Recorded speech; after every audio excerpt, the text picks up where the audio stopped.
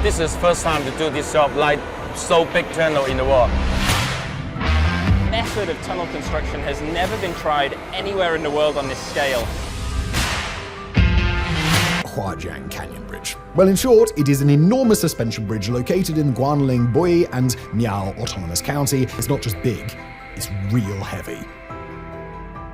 While the West debates and delays, China builds fast, bold, and futuristic. From 3D printed. 3D printing has a bright future. The work, which is normally carried out by dozens of construction workers, is done by a gigantic robot. Parks to floating airports and bridges suspended in the clouds, China isn't predicting the future, it's already living it. While other nations argue over budgets and blueprints, Chinese engineers are raising mega structures in weeks, moving entire buildings like chess pieces and launching AI-powered machines that build cities without rest. These aren't experiments. They're finished, functioning, and already reshaping skylines. And while the US still draws plans, China lays down steel, concrete, and code. The global race for architectural dominance is on, but one country is sprinting while the rest are standing still. This is the proof that China is 100 years ahead. In the heart of China's mountainous Guizhou province, something extraordinary is happening. The Huajiang Canyon Bridge isn't just a bridge, it's a message to the world. Positioned over 2,000 feet above the valley floor, Huajiang Gorge Bridge is an impressive infrastructure project in China. It's expected to become the world's highest bridge. The bridge spans the Huajiang Gorge in Guizhou province in China. This record-breaking megastructure is on track to become the highest bridge ever constructed. The location, remote. The terrain, brutal. The challenges, unforgiving.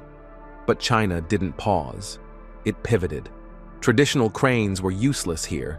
South Chinese engineers deployed the largest cable crane system ever built, suspended across mountains, lifting trusses weighing over 21,000 tons into place like they were chess pieces. But it didn't stop at brute force. Precision was key. Using the Beidou satellite system and Internet of Things sensors, each structural piece was placed with microscopic accuracy, and once in place, the bridge came alive. Embedded with intelligent cables, a neural network of sensors, it constantly monitors stress, weather conditions, and structural integrity in real time. This is not just civil engineering. This is smart engineering, pushing human ability into uncharted heights. While other nations struggle to maintain aging infrastructure, China is rewriting the physics of what's possible. The Huajiang Canyon Bridge doesn't just span a valley, it spans centuries of progress in one leap.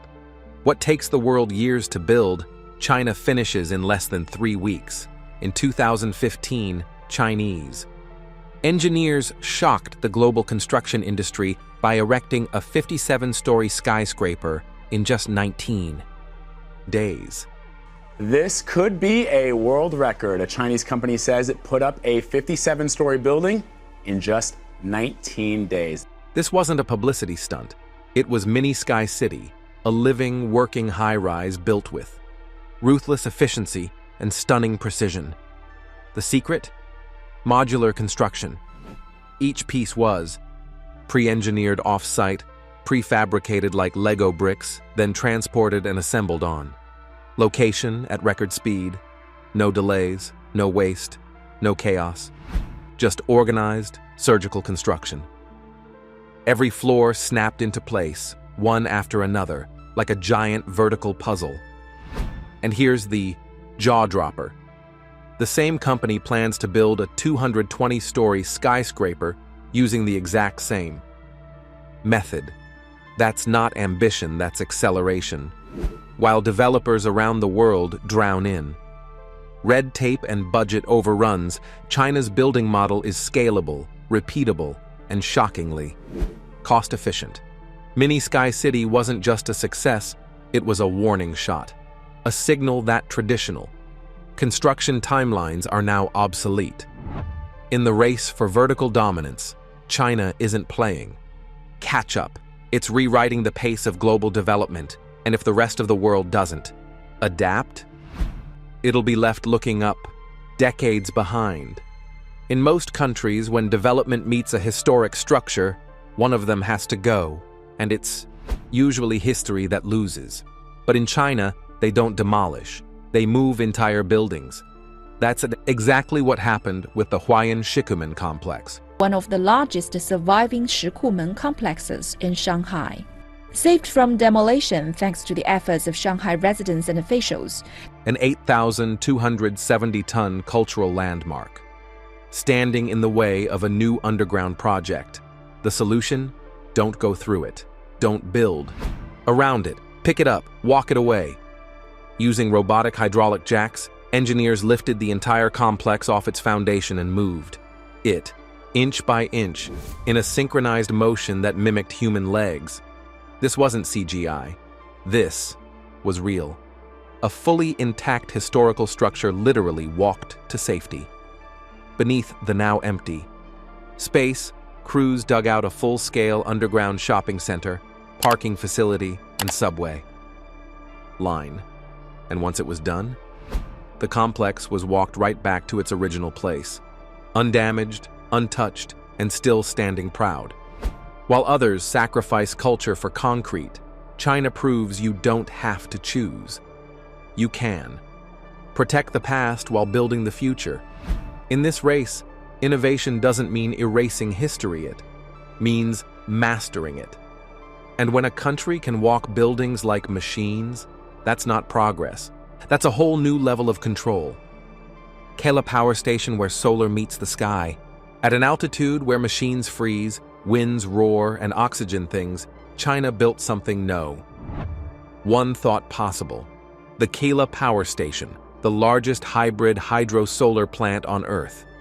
After the completion of the Kela Power Station, it is also the first hydropower station built during the 14th five-year plan. Spread across a staggering 170 million square feet of unforgiving mountain terrain, this mega facility is a direct challenge to the limits of green energy.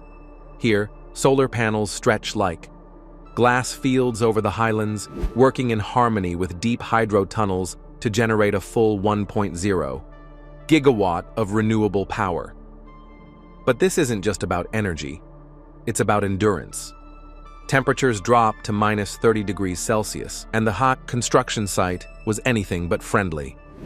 Yet China pushed through the extremes with automation, AI monitoring, and customized engineering solutions designed specifically for high-altitude resistance. No excuses, just results. The station isn't just clean, it's calculated. Algorithms balance solar and hydro output in real time. Adapting to sun, snow, and seasonal water flow. It's a live thinking system, not just a power plant, but a technological marvel. While other nations struggle to meet climate goals, China is building renewable giants on mountaintops. And when you can plant a solar empire where even trees struggle to grow, that's not just innovation, it's domination. Floating airport, China's airport that rests on water. While most countries battle for land to expand their runways, China skipped the land altogether and built an airport on water in the bay of Zhejiang province, the Ningbo Zhoushan Airport. Expansion is redefining aviation infrastructure by constructing artificial islands that float, flex, and absorb shock from tides and earthquakes. These aren't oil rigs or pontoons, they're high-tech, engineered mega rafts locked to the seabed, designed to hold terminals, runways, and emergency zones for full-scale aircraft. Each section is made using dredged sediment, reinforced steel mesh, and shock-absorbing tech, turning open sea into stable, usable land. And the construction? Brutally fast, massive. Floating blocks are towed into position, locked in with precision GPS tech, and fused like puzzle pieces by underwater robots. This is more than engineering, it's strategic warfare in the skies. As global air traffic rises and mainland real estate vanishes, China's floating airports are future-proofing aviation, turning oceans into runways. Where the West hesitates, China builds forward. In the competition for next-gen transport hubs, China isn't just landing planes, it's landing blueprints for a new era. And when your airports float, while others sink in delay, that's not adaptation, that's supremacy. In the West, construction sleeps at night. In China, it doesn't sleep at all. Why? Because robots have taken over the shift. Across multiple mega projects, China has deployed AI-powered construction robots that lay bricks, weld steel, pour concrete. A bricklaying robot has broken its own record, laying 200 bricks in just 1 hour. And even 3D print structures, all with surgical precision and zero downtime. No coffee breaks, no human error, just relentless, tireless progress. These aren't basic machines, they're neural network-driven units trained on thousands of construction variables. They scan blueprints in real time, adapt to wind, weather, and terrain, and self-correct errors faster than a human can blink. One robot can lay over 1,000 bricks per hour, guided by drones and synced with cloud-based architecture models. The result? Faster builds, safer sites, lower costs, and a competitive edge that's decades ahead. While other nations debate automation, China's building cities with it. This is no longer man versus machine. It's China plus machine versus the rest of the world.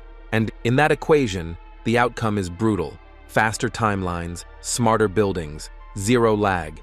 The future of construction has arrived, and it's wearing a hard hat with a processor inside. In this race, speed isn't optional, it's lethal. And China's already halfway to the finish line. Most countries avoid building in extreme altitudes. China builds straight through them. The Lhasa-Nyingchi Railway. Fuxing bullet trains are running between Lhasa, capital of southwest China's Tibet Autonomous Region. The construction team has overcome multiple challenges. Stretching across the harsh terrain of Tibet isn't just a train line, it's a declaration of dominance. Traversing peaks at over 5,000 meters, this is the highest high speed railway in the world, and it tears through mountains like a blade through silk. Tunnels had to be blasted through solid rock.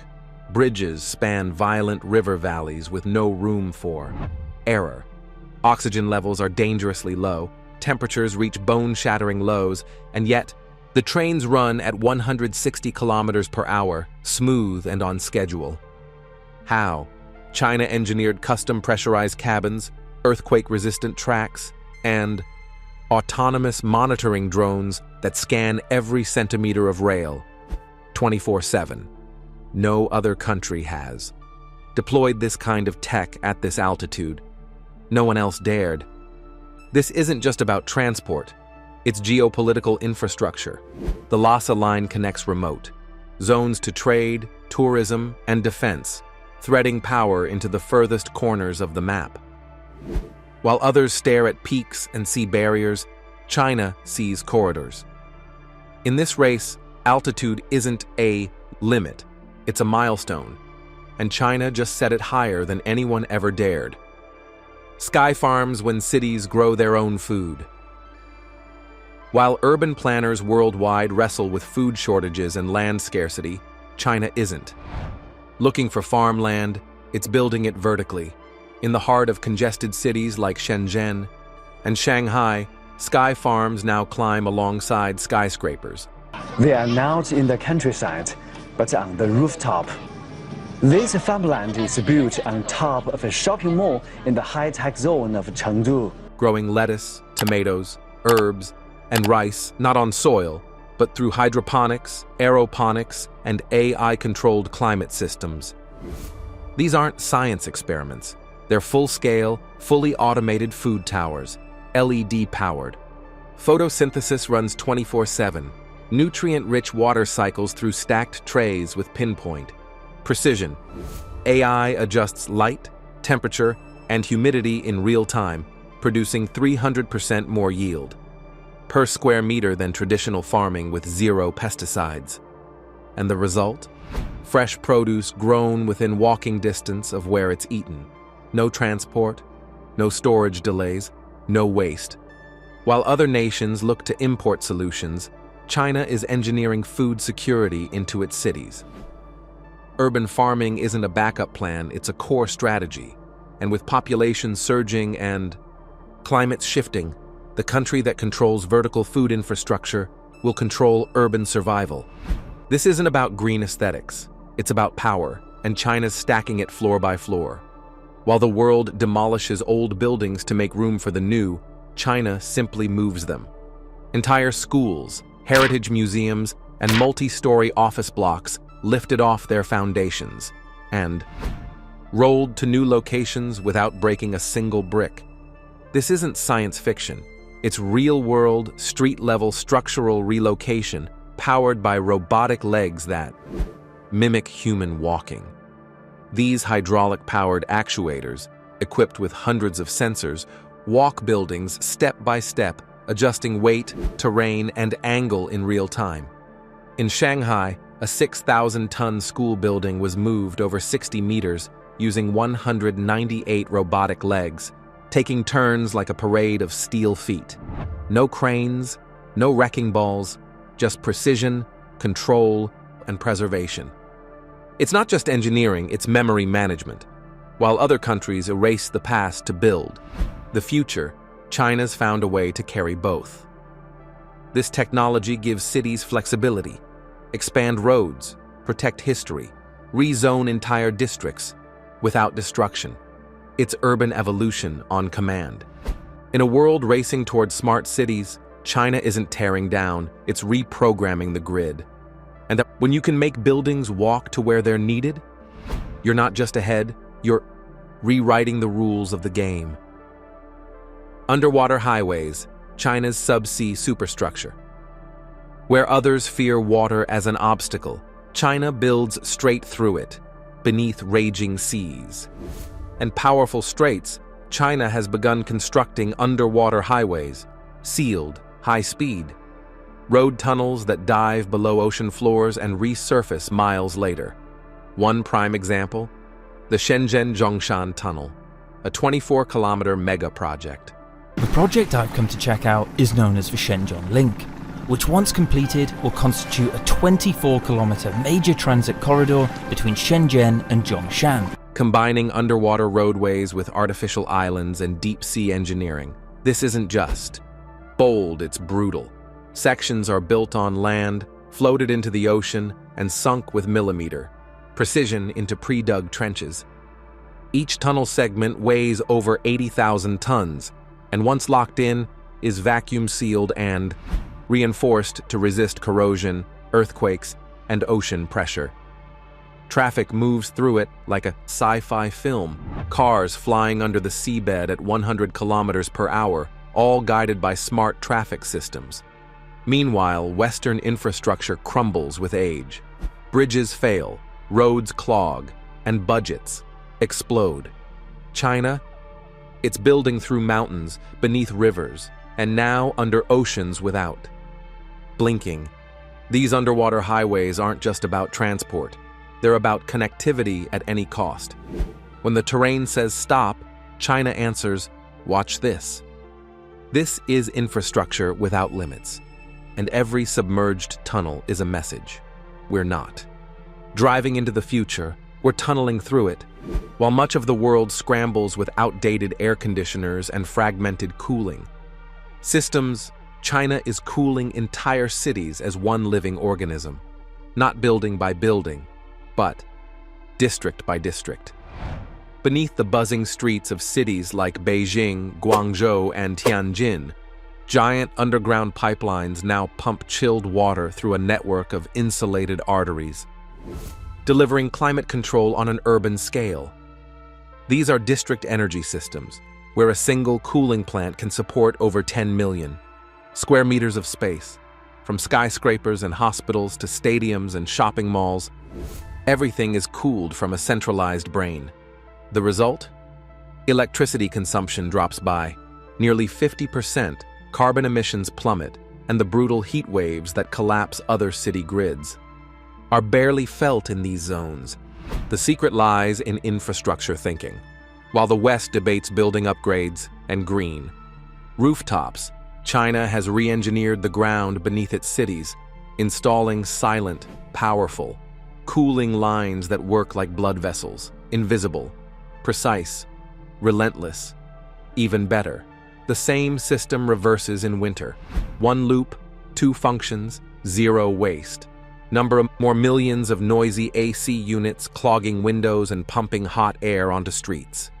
This is intelligent, climate-adaptive engineering done at full scale. In a world where climate chaos is no longer a future problem, but a present reality, China isn't reacting, it's optimizing.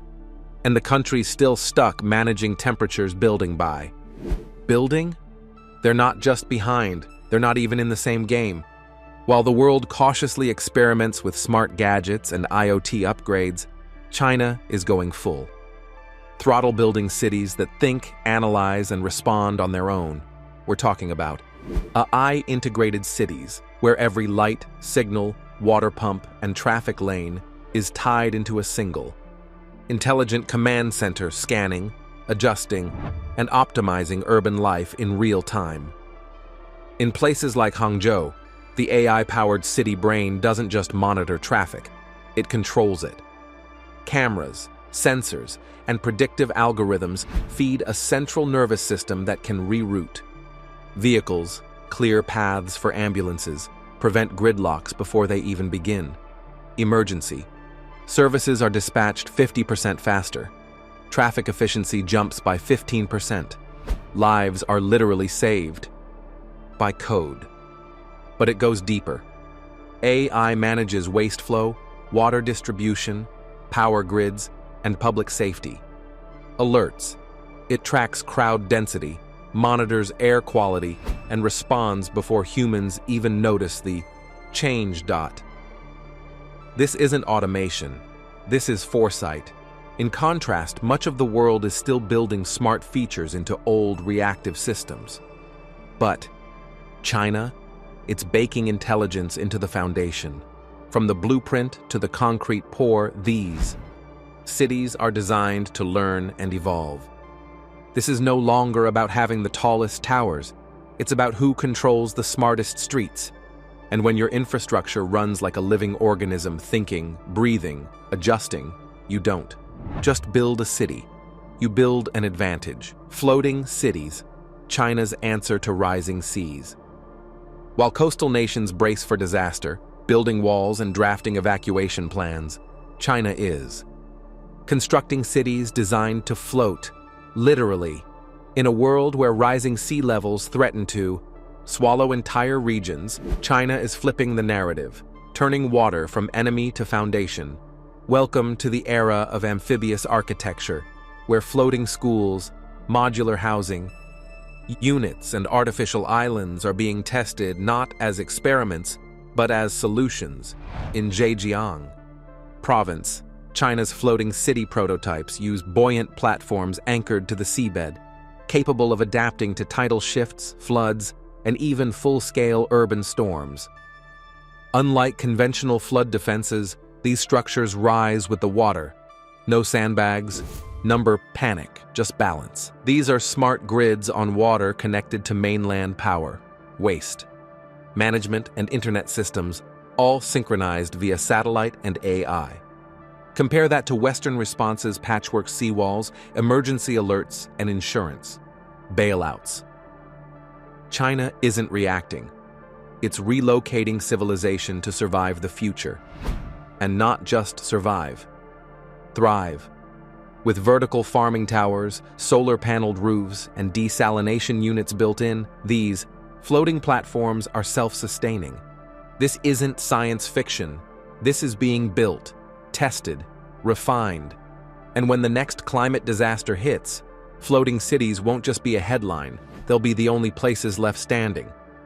In the race against rising oceans, China isn't swimming or sinking, it's constructing new ground. On water. And that's more than innovation, that's dominance by design. While other nations spend decades arguing over permits and politics, China has already built the largest high-speed rail network on Earth, and it's not even close. over 45,000 kilometers, of sleek, fast, and silent rail lines now slice through China's vast landscape, connecting over 80% of major cities with trains reaching 350 kilometers per hour as a standard. What took Europe 50 years to piece together, China did in 15, and they're still building. Daily, efficiently, relentlessly. Entire provinces are now economically rewired. What was once a 10-hour road trip is now a 3-hour glide on magnetic tracks. Business flows faster. Logistics shift. Tourism explodes. This is infrastructure as a weapon. And it's not just speed, it's scale and precision. These trains are powered by green energy, monitored by real-time AI diagnostics, and engineered to run with delays of less than 30 seconds across, a network that handles billions of passengers a year. The US is still debating its first true high-speed line. Meanwhile, China's building one under the sea and another through the Himalayas. Even more disruptive, China's exporting this model to Southeast Asia, Africa, and Eastern Europe. With every rail deal, China gains leverage, influence, control. These aren't just tracks, they're geopolitical arteries. In this new age of infrastructure, speed isn't luxury, it's dominance. And while other nations crawl forward, China's high-speed rail empire isn't just moving people, it's reshaping the map of power. This isn't a transportation system, it's a message. You can't lead the future if you can't move. The future has a headquarters and it's not in the West. This story isn't just about construction, it's about control, about who shapes the stage the rest of. The world will be forced to perform on, and right now, that stage is being built in China. Every mega project, every AI-powered city, every floating district and sub-sea tunnel is part of something far bigger, a new infrastructure-driven world order. Look around. Western nations debate over budgets for a single rail line. They hold town halls over solar panels. They fight legal battles for 5 years just to approve a bridge. Meanwhile, China builds an entire megacity in less time than it takes others to agree on a blueprint.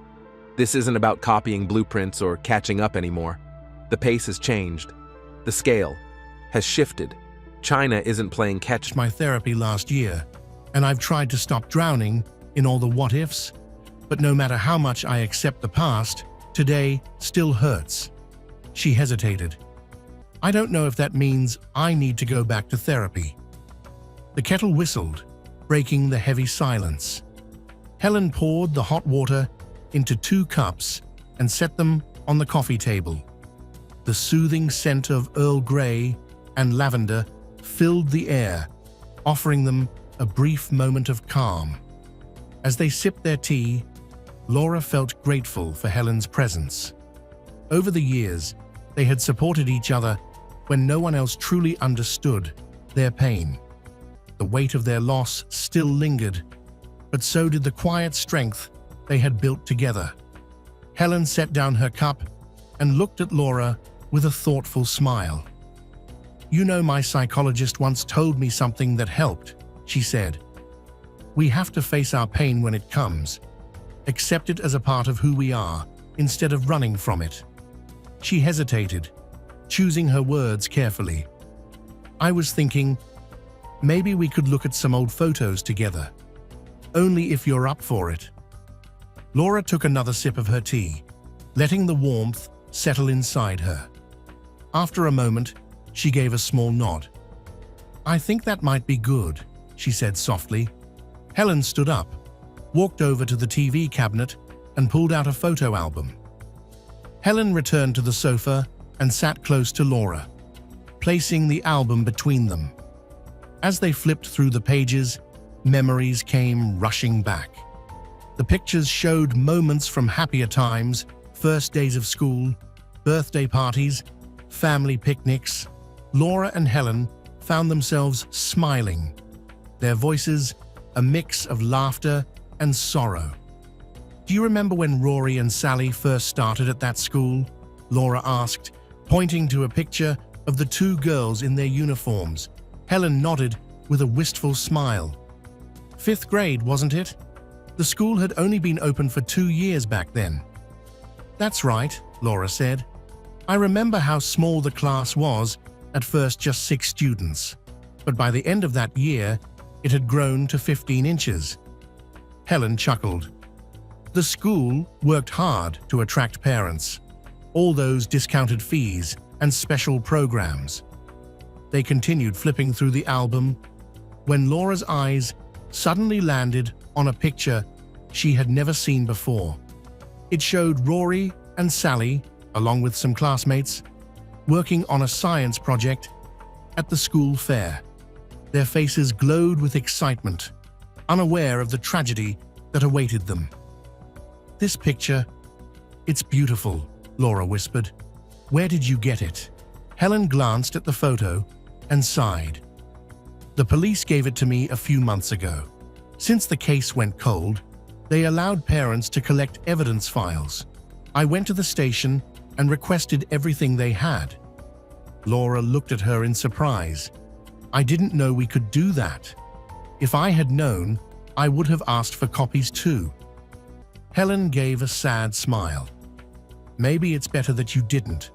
Having all these files made it harder for me to move on. That's why I needed therapy. I spent so many sleepless nights going through those documents, hoping to find something, anything, that could give us answers. Laura nodded, understanding the weight of Helen's words.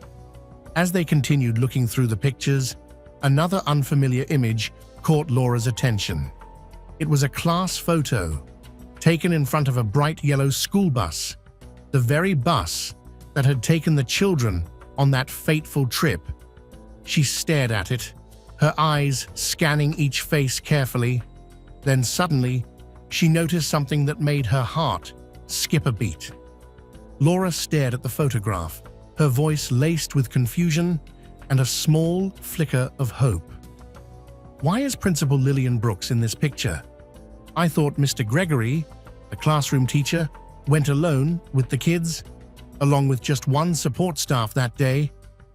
Helen leaned in, studying the image closely, her brow furrowed.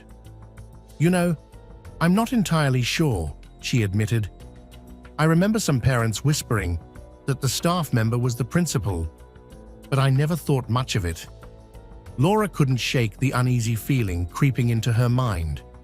For years, she had believed only the teacher and an assistant had gone on that trip.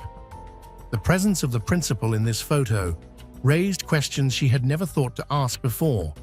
She opened her mouth to speak, but Helen gently placed a hand on her arm. Laura, she said softly, I know that look in your eyes.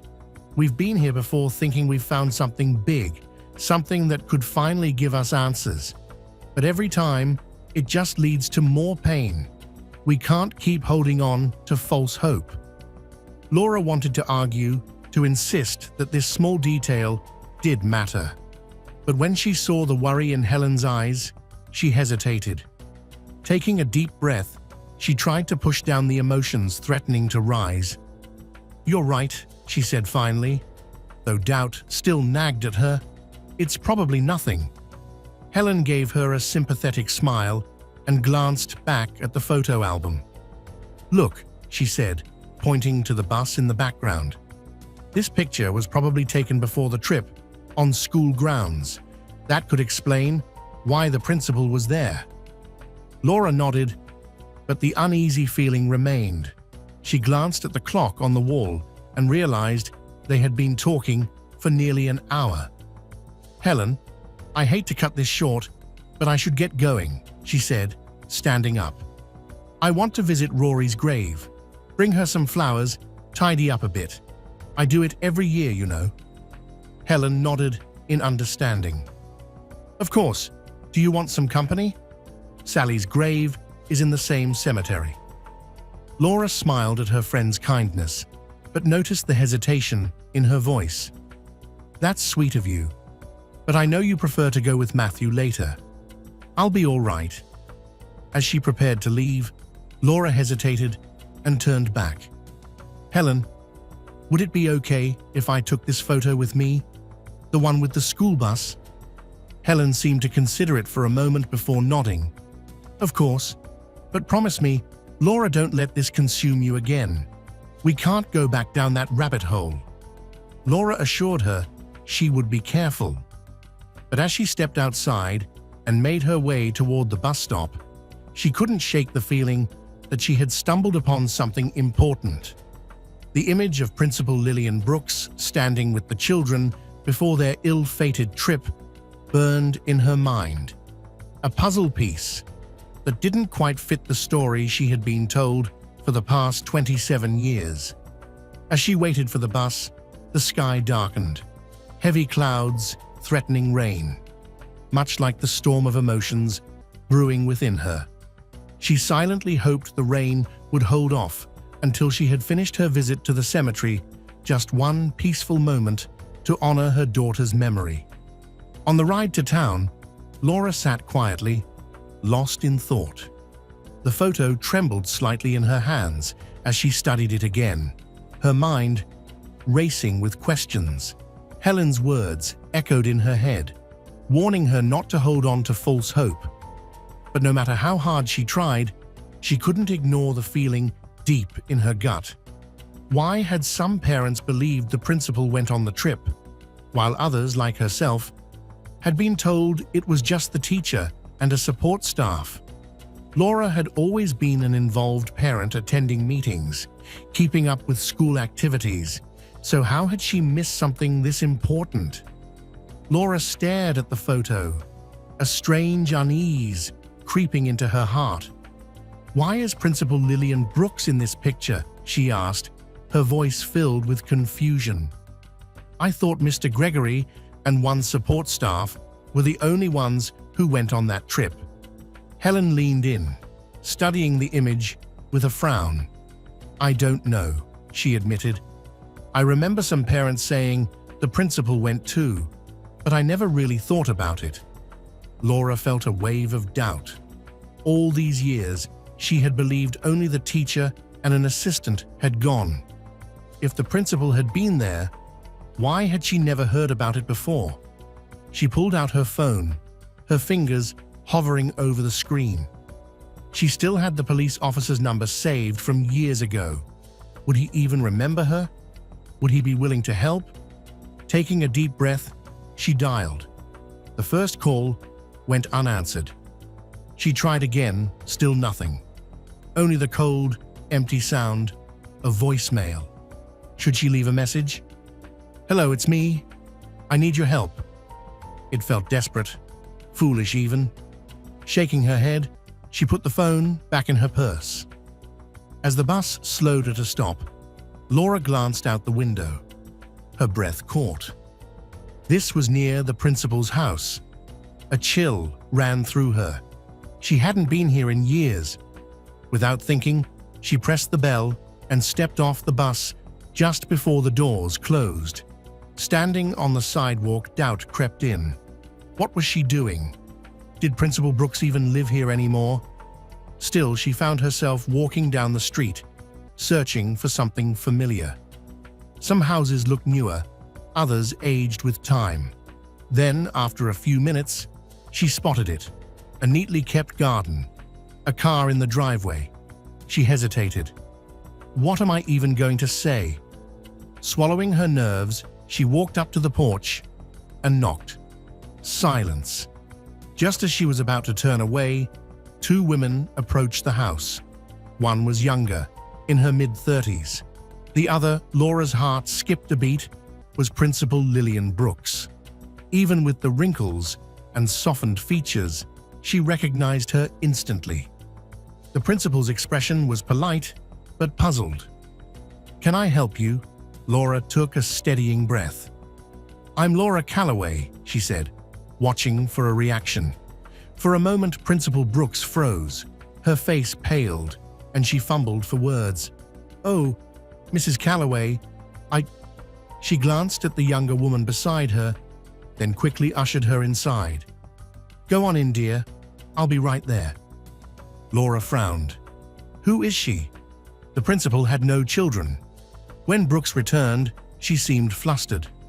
Wiping her hands on her blouse, she forced a small smile. "Forgive me, but your name sounds familiar. I can't quite place it." Laura's chest tightened. She met the woman's eyes and spoke clearly. "I'm Rory Calloway's mother," she said. "My daughter was in the 5th grade class of 1996. She disappeared during the school trip." All color drained from the principal's face. Laura noticed the way her hands trembled, the way her eyes darted toward the half-closed door, toward the woman inside. Why was she so nervous? The silence stretched between them before Brooks finally cleared her throat. "Mrs. Calloway," she said slowly, "I'm no longer the school principal. I retired years ago." She paused, then added, "Why are you here?" Laura hesitated, but decided to be direct. "I have a question about that trip," she said. "I'm sorry for showing up like this, but I was in the area, and it came to mind." The principal stole another glance at the door. Then, with visible reluctance, she nodded. "All right," she said, "but I can't stay long." "I have a guest waiting," Principal Brooks said, her voice polite but firm. Laura nodded, understanding the hint. But before she left, she reached into her purse and pulled out an old class photo. Holding it up, she asked, "Was this taken at the school or during the trip?"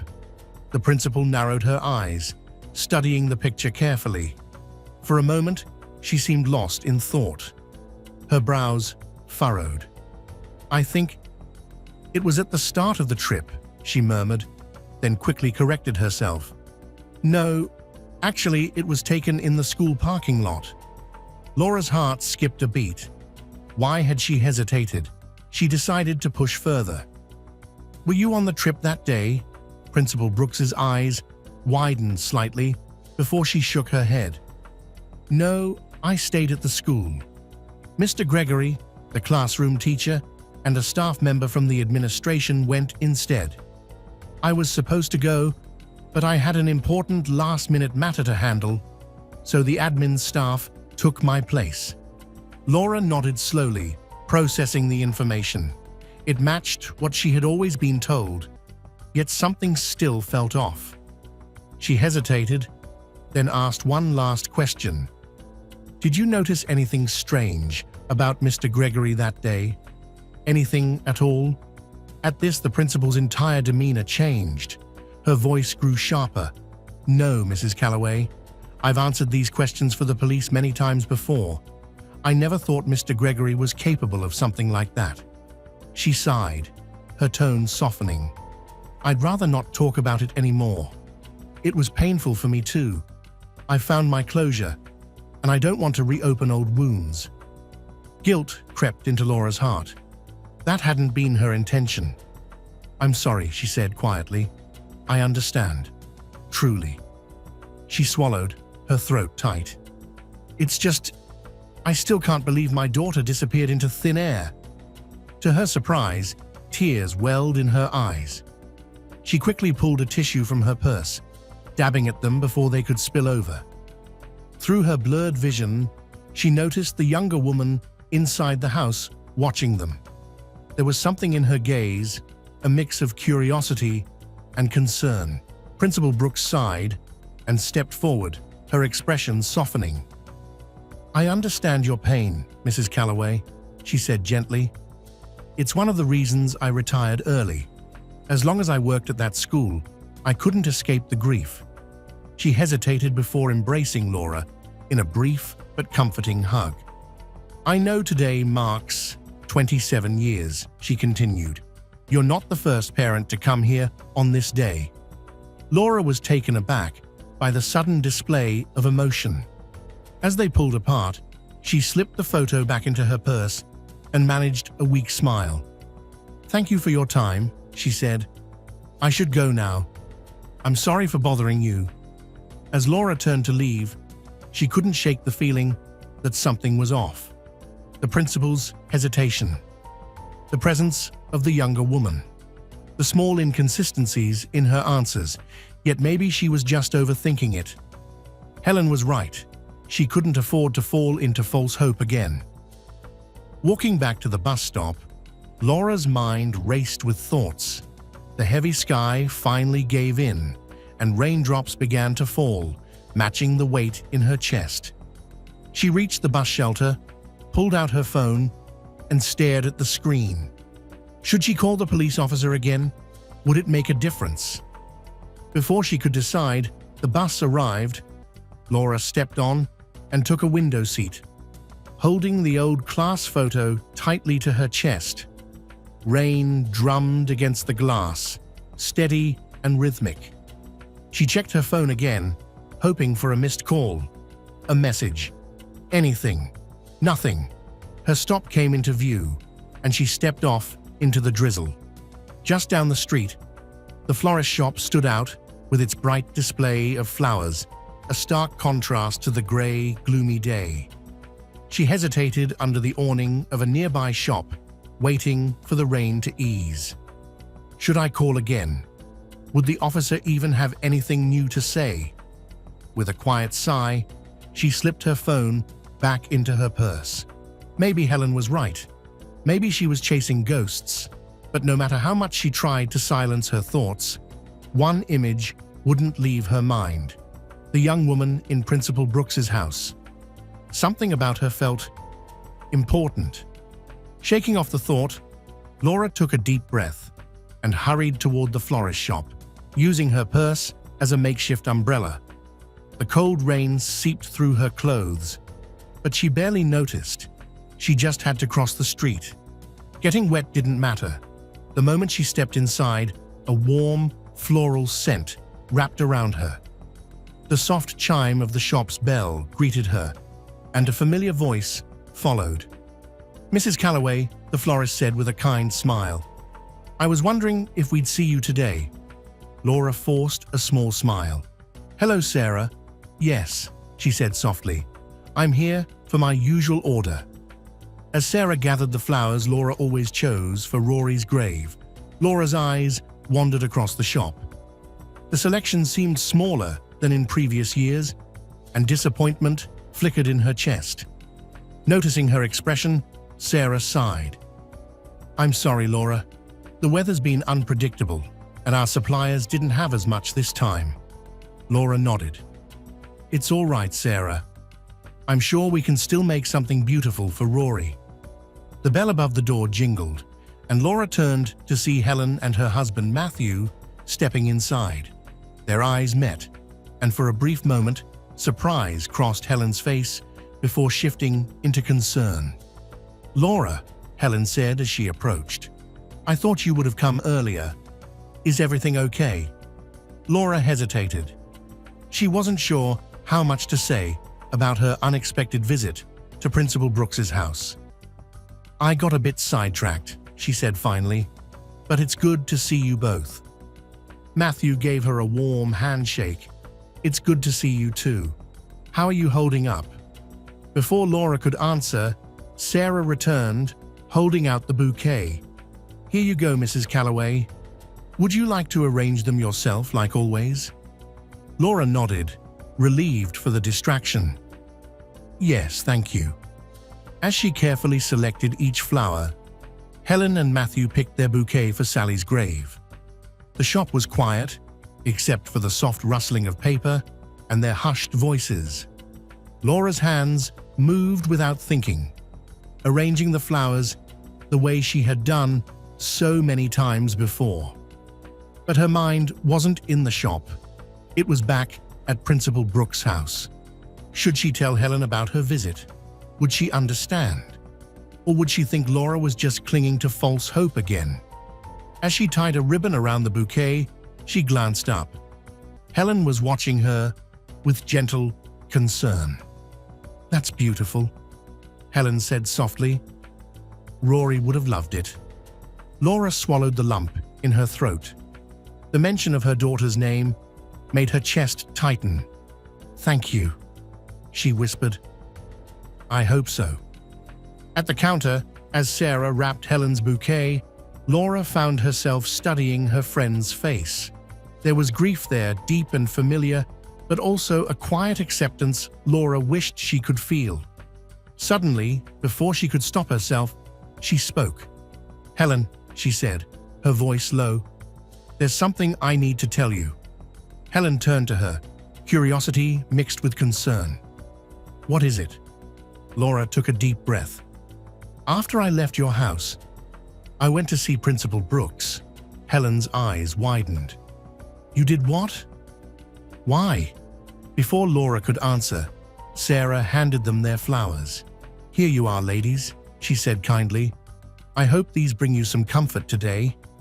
Laura and Helen thanked her before stepping outside. The rain had finally stopped, leaving the air fresh and cool. Matthew glanced at them. "Should we go together?" he suggested. Laura hesitated, then nodded. "Yeah, I think that's a good idea." As they walked toward Matthew's car, Laura felt the weight of Helen's questioning stare.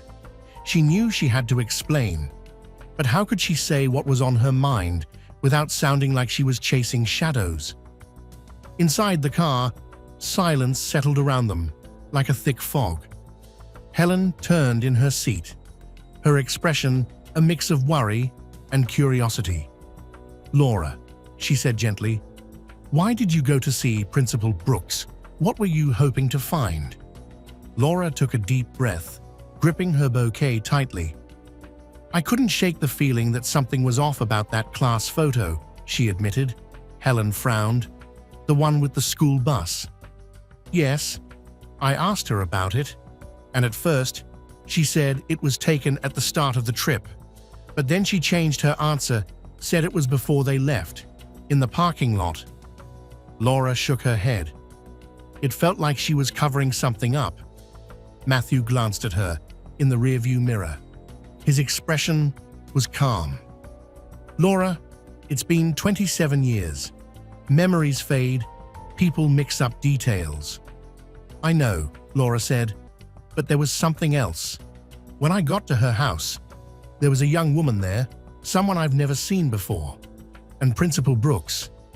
She looked nervous, like she didn't want her to hear what we were saying."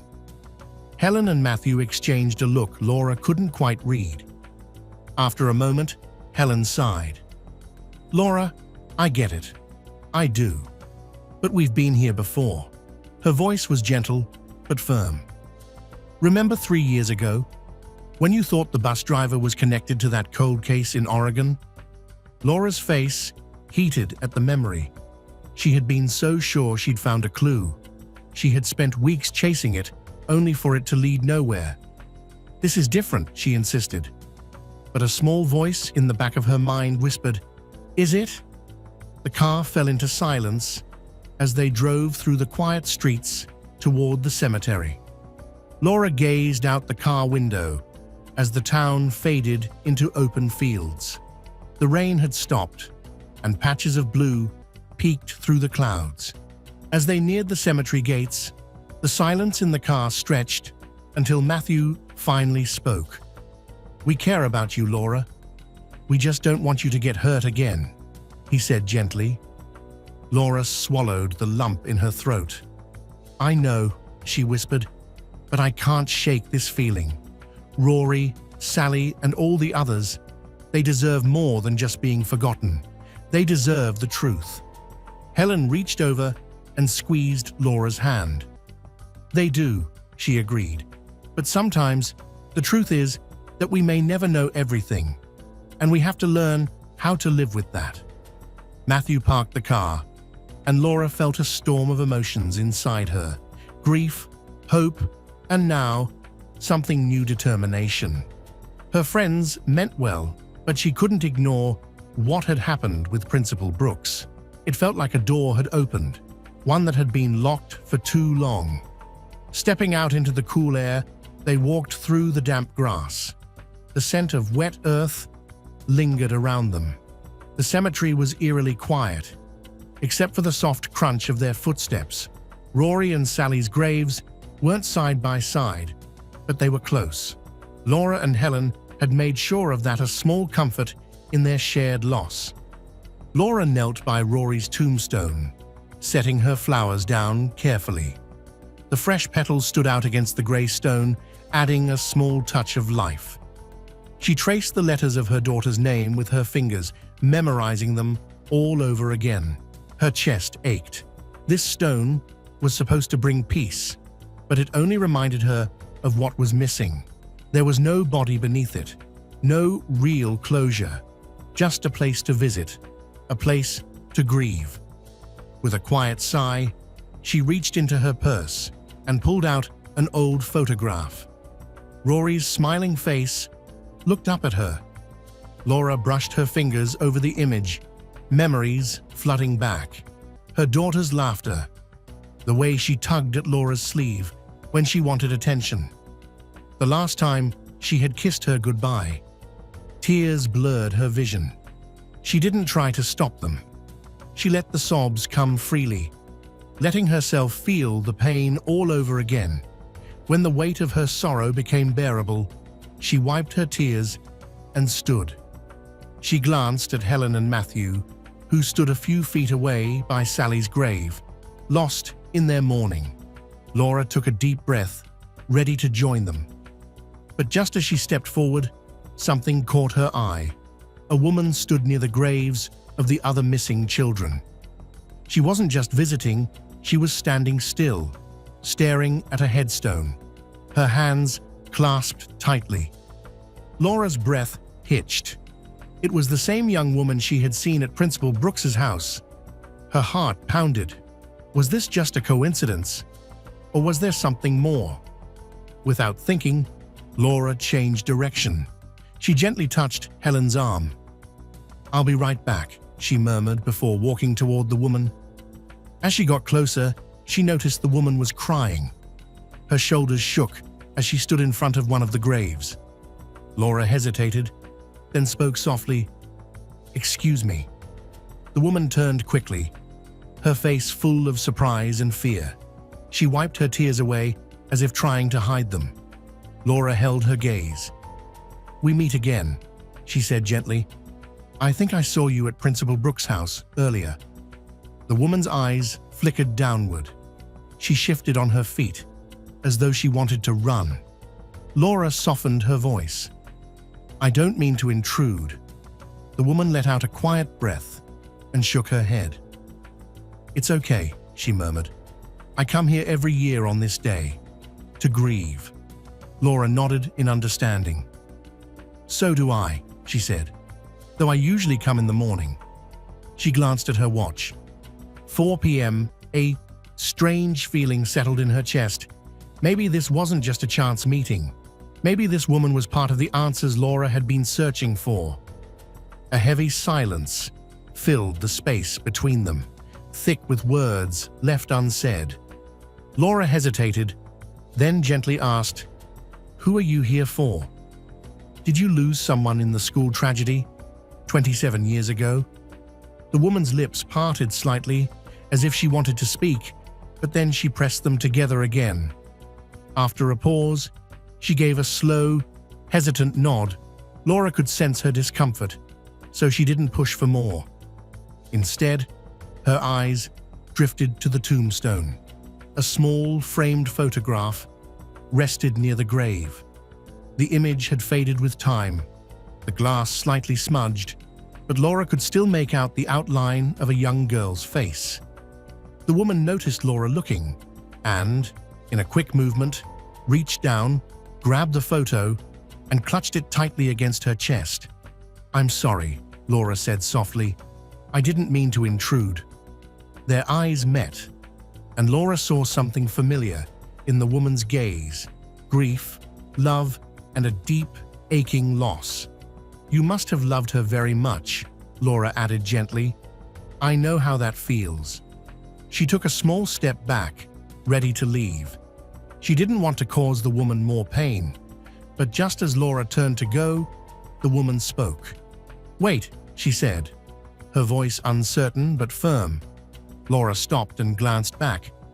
Why did you go to Principal Lillian's house earlier?" The question took Laura by surprise. She turned fully, studying the woman's face. There was something behind her eyes More than just curiosity, there was caution, maybe even fear. I wanted to ask about the school trip, Laura admitted. I needed to know if she was there when the children left, or if she went with them. She reached into her purse and pulled out a worn, slightly crinkled photograph. My friend Helen showed me this earlier, she said, gesturing toward Helen and Matthew, who were still standing by Sally's grave. I had never seen it before. It confused me. I don't remember Principal Lillian being there that day. The woman took the picture, her grip tightening around her own framed photograph. She stared at the image for a long moment, taking in the faces of the children.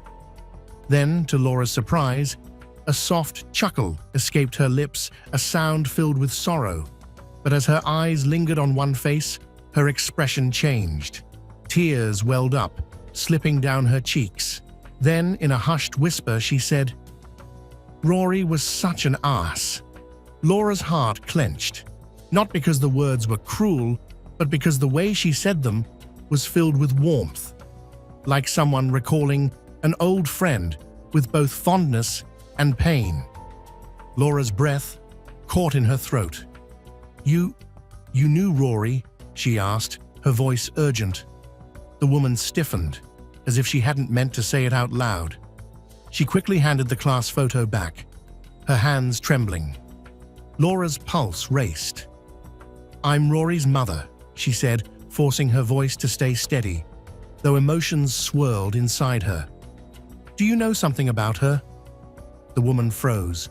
Her whole posture changed, turning defensive, as if Laura had just backed her into a corner. Laura felt a chill creep over her. Her eyes flicked toward the framed photograph the woman still held tightly against her chest. And that's when she saw it, the resemblance. The woman looked just like the girl in the picture. A shiver ran down Laura's spine. Her mouth went dry as she slowly asked, "Who are you?" She pointed at the photo, her heart pounding. "Are you this girl?" The woman's reaction was instant. "No!" she burst out, her voice sharp, almost panicked. But the fear in her eyes told a different story.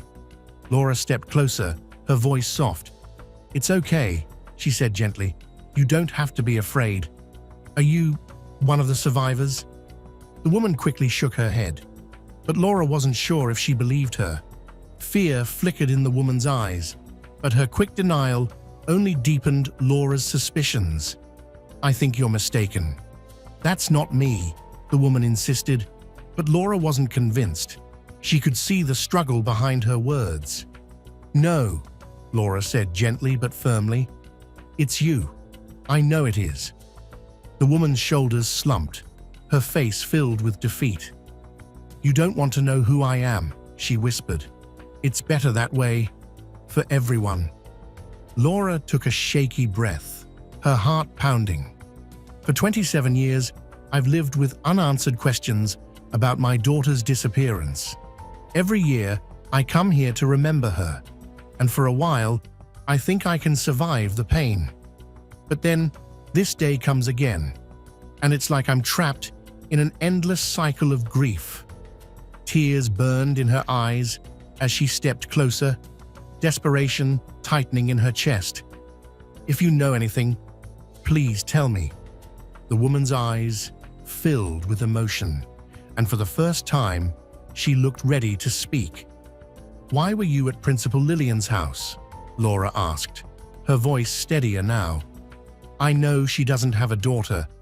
So, who are you?" The woman's breath caught. The cemetery felt eerily silent, as if even the trees were holding their breath. Then, after a long pause, she exhaled and whispered, "You're right. I was one of the missing students." Laura's body tensed. The air around her seemed to shift. "A survivor?" The woman looked down as if the weight of her own words was too much to bear. "My name was Audrey Whitman," Laura gasped. Recognition crashed over her like a wave. Audrey Whitman.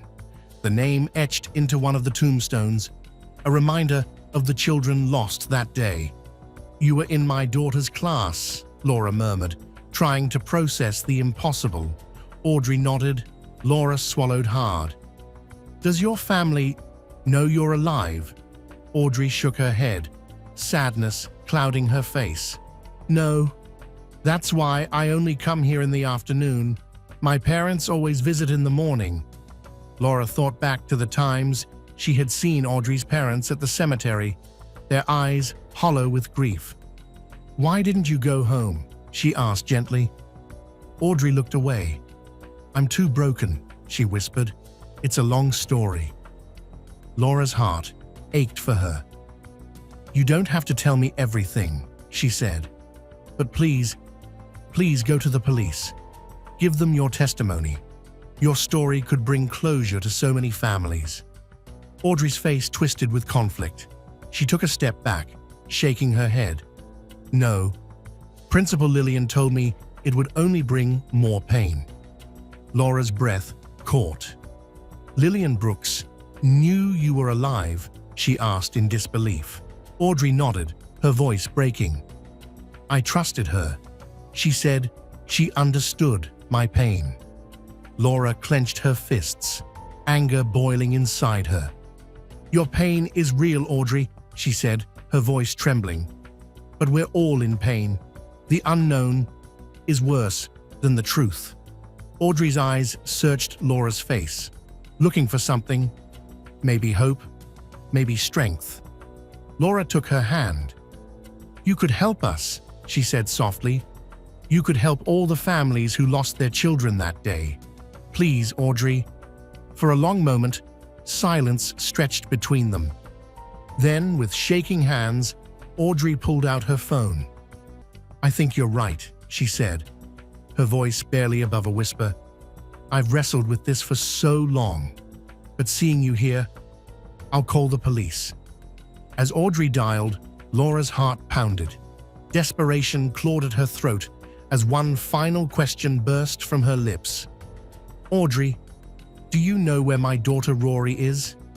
Audrey's expression darkened. Her gaze fell, heavy with sorrow. She nodded slowly.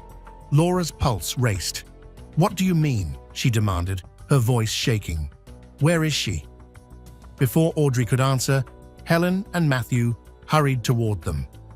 Laura, Helen called, her eyes scanning the scene. Who is this? Laura took a deep breath, trying to steady herself. Helen, Matthew, this is Audrey Whitman. She was on the bus that day. Their eyes widened in shock. She's alive. Just as Audrey opened her mouth to speak, the distant sound of sirens cut through the quiet. The moment froze. Audrey flinched, her whole body tensing, as if her first instinct was to run.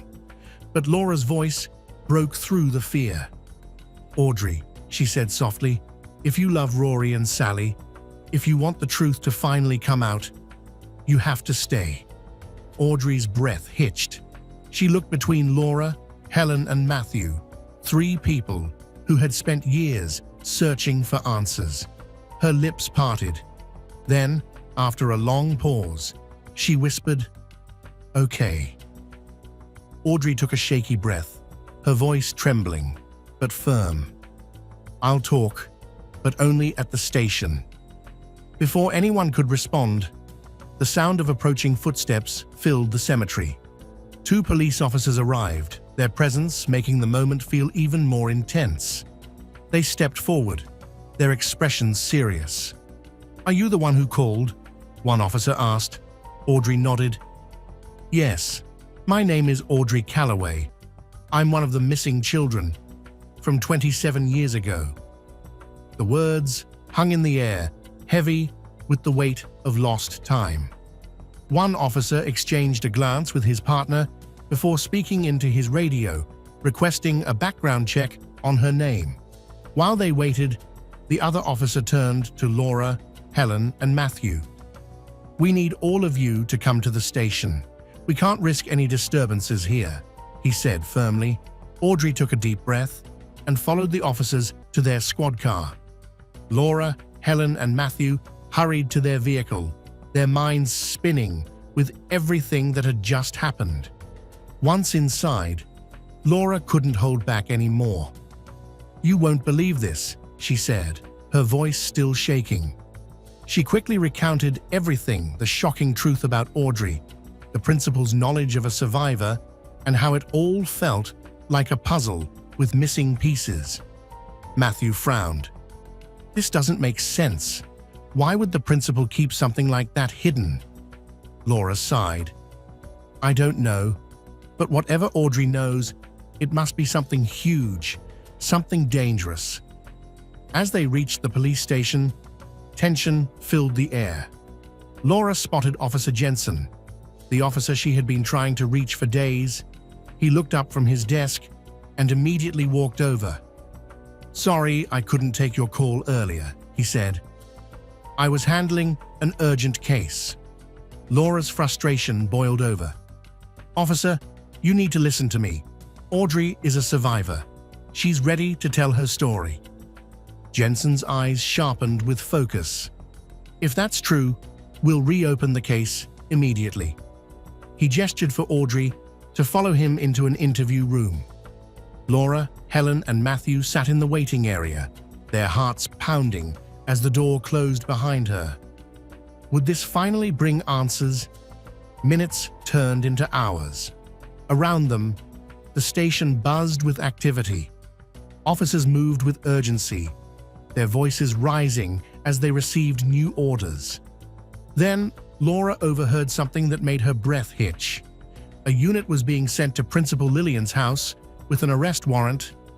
She exchanged a tense glance with Helen and Matthew. This was it. Audrey must have told them everything. Just then, the sharp wail of police sirens echoed outside. The tension in the room grew unbearable. Less than an hour later, the officers returned, leading a handcuffed Principal Lillian into the station. Her head was bowed, shoulders slumped, as if the weight of her secrets had finally crushed her. When she looked up, her eyes met Laura's. "I'm sorry," she whispered, her voice barely audible, but the officers didn't slow. They guided her toward booking, their grip firm and unwavering. Time dragged on. Laura, Helen, and Matthew sat in silence, their thoughts racing. The past, the present, and the long-buried truth were colliding all at once. Then an officer stepped into the waiting area. "It's time," he said. Their hearts pounded as they followed him into the interrogation room. Audrey sat inside, her face a mix of relief and fear. The air in the room felt heavy with everything that had just been revealed, and now, finally, the full truth was about to come out.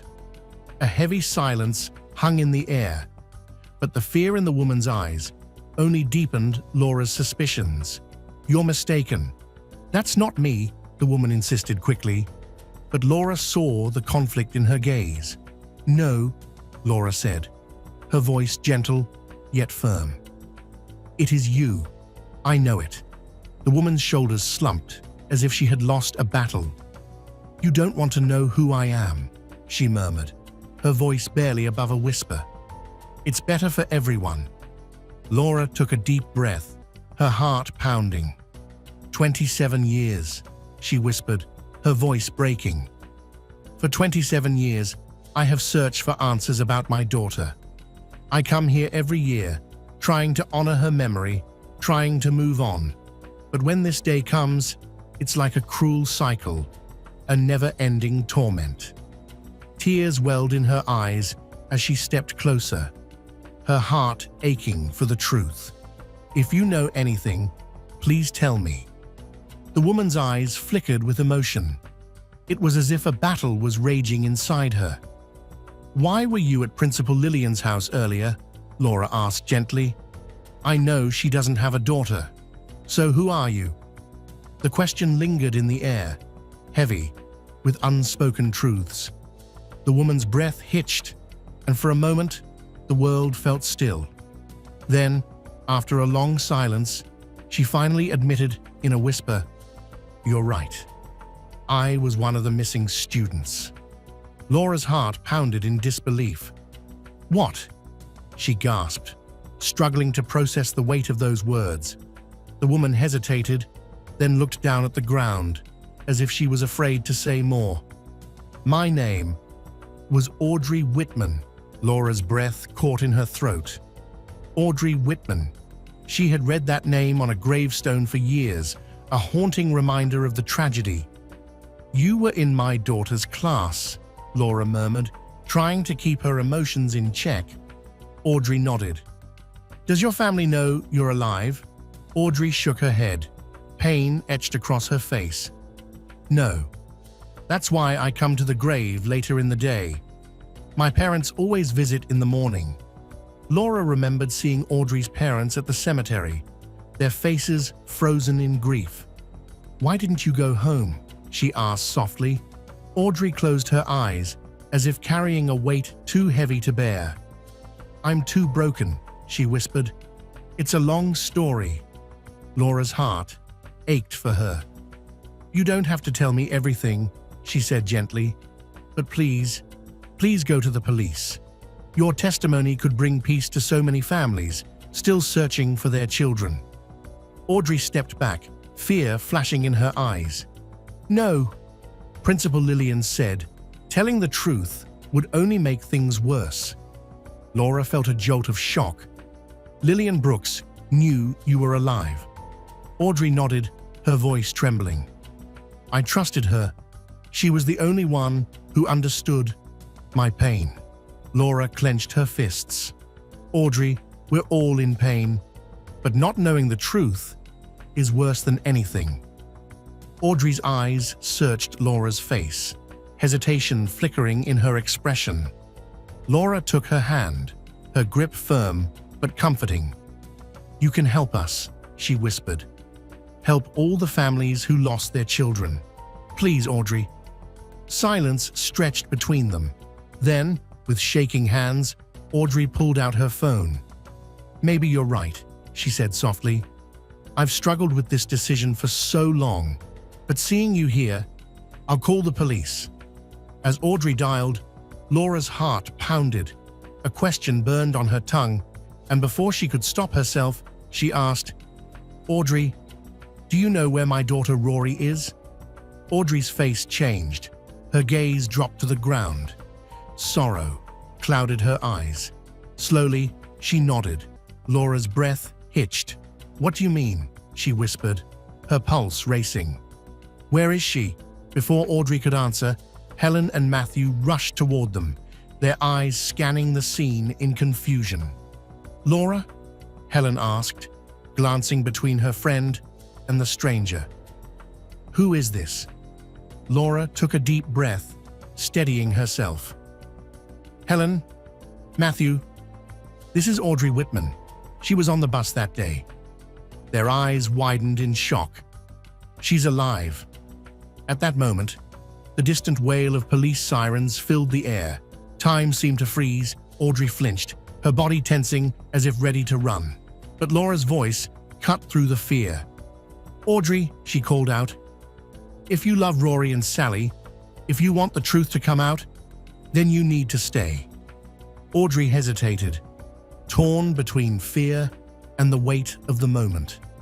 She looked at Laura, Helen, and Matthew, the people who had been searching for answers for years. Her lips quivered. Then, after a long silence, she whispered, "Okay."